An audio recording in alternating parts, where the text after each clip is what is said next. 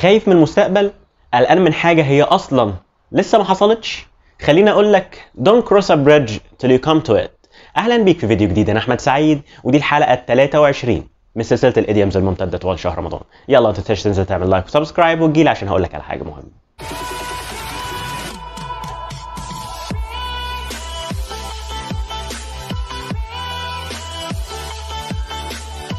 ممكن نكون قلقانين شوية من المستقبل ودي حاجة طبيعية، ولكن do not cross a bridge till you come to it. Don't cross a bridge till you come to it. ودي معناها انك ما تعديش الجسر لما توصل له اصلا. ما تفكرش في حاجة هي لسه بدري قوي عليها وتشغل نفسك وتتعب نفسك. Don't cross a bridge till you come to it معناها don't worry about something before it has happened. تقلقش على حاجة لسه ما حصلتش، ولما تحصل يبقى حلها ربنا. وبنصحك في الفترة اللي انت بتقلق فيها دي ممكن تدرس مواقف ناس سبقتك او تسأل ناس اكبر منك. ليه؟ لان history tends to repeat itself. History tends to repeat itself.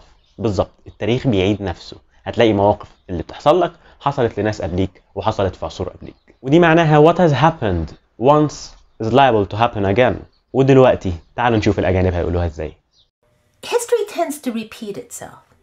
And all the questions that must have been... As a history buff, one of the things I love about history is history tends to repeat itself, and so you get great examples of things that happened in the past that... متنساش تعمل سبسكرايب وتفعل زر الجرس وتقولي ممكن نعمل فيديوهات ايه بعد العيد. أنا أحمد سعيد وأشوفكم في فيديو جديد.